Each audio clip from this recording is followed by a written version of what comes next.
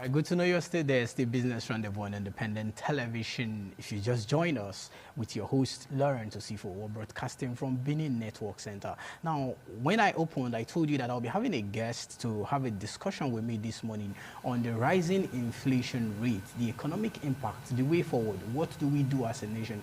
With me in the studio this morning is a financial expert, someone who is a lecturer as well. He knows the rudiment of economics and what should be done at every point in time. Jimmy Oko here to discuss with me the economic inflation rate and what we need to do as a nation. Good morning, Jimmy. Good morning, sir. Thank you very much. Good to have you. Thank you for having me. Okay, now quickly, let's set the pace rolling. 2 months ago, inflation hiked from 17% thereabouts to 20%. Before you knew it, climbed again to 25.80.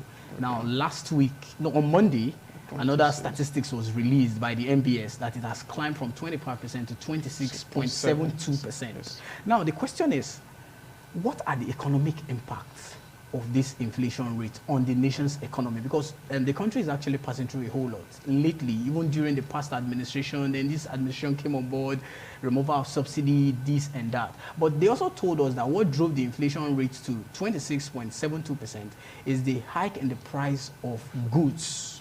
And economics told us that the 3 basic needs of man, it's food, clothing, and shelter. So if food is rising, like the cost of food is rising, what is the fate of the common man? All right. Thank you very much.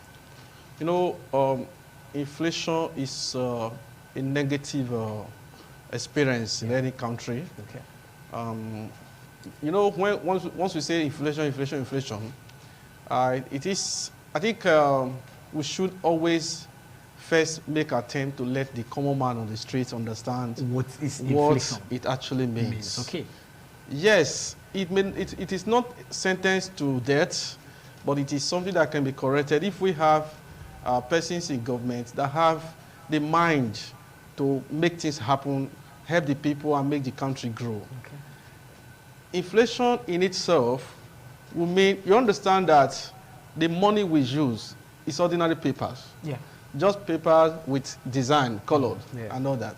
The value we attach to it is the value that we created in our minds, that we'll all agree to say, we are going to use this one as money. This one shall be 20 naira and all of those ones. Otherwise, it's mere paper. But that value that we have on the ordinary paper is what seems to be dying. Okay. That is why we are saying inflation. It means that the paper that we have always called money is returning to ordinary paper that it is. What is responsible for that is the fact that, why is it that what is making the value go down is that the money itself can no longer buy what it used to buy. Supposed to. Yes, what we call the purchasing power of money is reducing. Okay. And that in itself means that some things have gone wrong.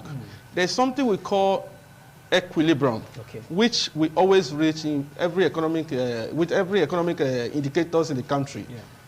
If that equilibrium is not reached, so it's missed at any point in time, then there is imbalance. And that imbalance is what results to reduction in the value of that paper we call money. The inflation has come. What, first of all, are these papers made for? For exchange of goods and services. But it therefore means that when these goods and services you are going to exchange with the same paper, they are now less than the value attached to the paper. There's a problem. When they are more, there's another problem. So what seems to be happening now that we call inflation is the fact that those goods and services that we have, which the money should buy, they are now very few. Okay. If we do not explain it from this perspective, people are going to always agree with some politicians who go to the office, professionals who are in offices that are hired by the country to help address these issues. But they go about them in the view of politicians, to help politicians. And they tell us they are doing it. And everybody believes that when we have inflation, what it only means is our money is too much in circulation. We'll agree that is the practical meaning of it, that money is too much. But the question is, what made it too much?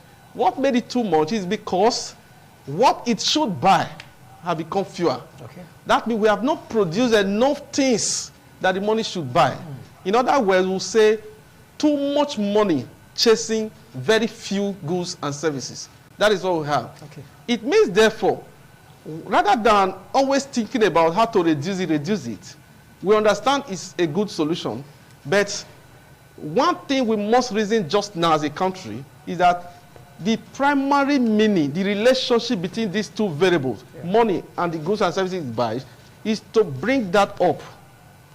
When we are able to bring up our production, our services, then it means we are going to reach equilibrium. And that equilibrium will erode inflation on its own way. Okay. But what is happening right now by our, with this situation that we have inflation 26.7%? As a matter of fact, the CPI indicators inside that rating by MBS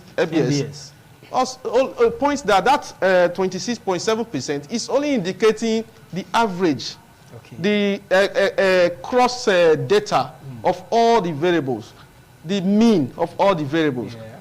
But the basic ones, like food inflation, because when this figure is coming out, there are so many indicators that are brought together, calculated together, to bring a single digit that represents inflation rate. Okay. But all of them separately have their own. The food inflation as we speak is 30%, but nobody is talking about that because the gross figure is covering it. But meanwhile, the food issue is the biggest problem we have as a people. Exactly. So food inflation, there are so many other indicators in the CPI, the consumption, consumer price index.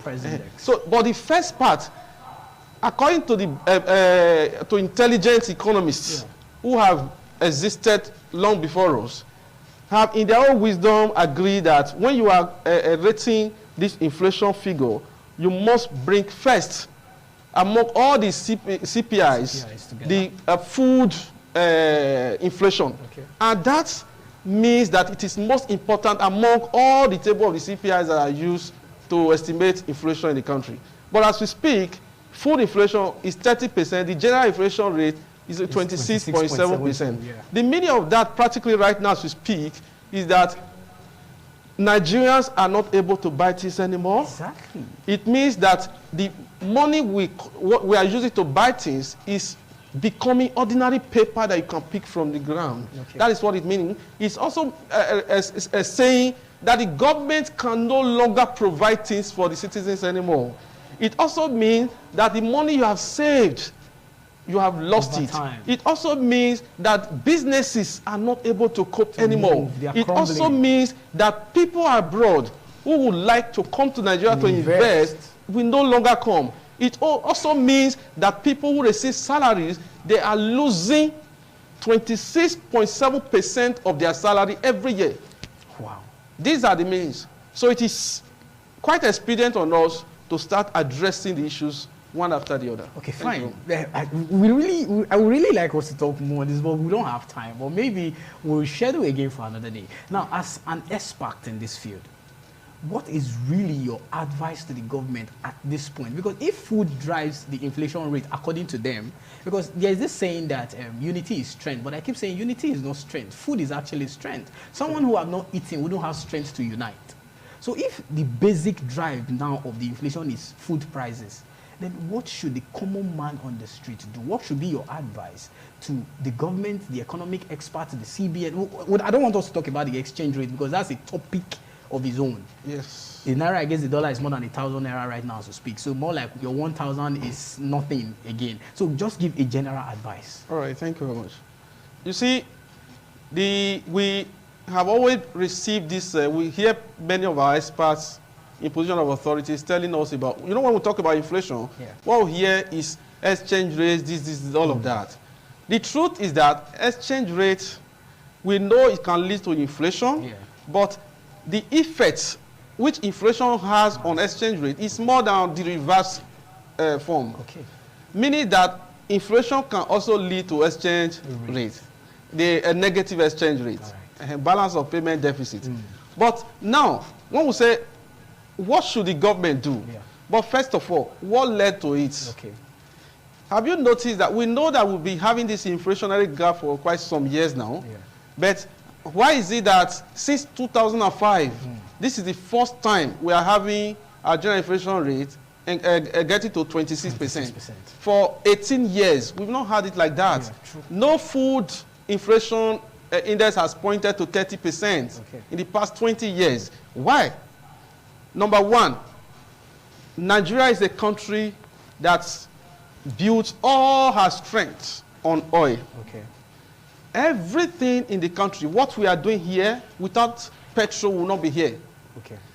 Either for transport, production, for everything. All right. We do not have alternative sources. Over the years, the government has allowed us to be hovering around oil. If you look at, okay, just imagine, you buy raw materials. By the time, before you ship them to your factory, you are going to experience the transport problem on the way. True.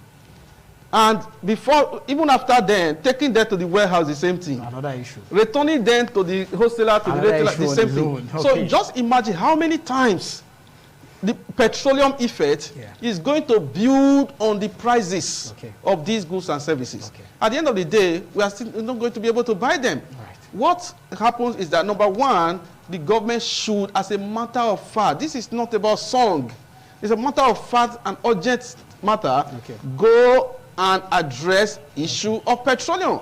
How is it going to be addressed?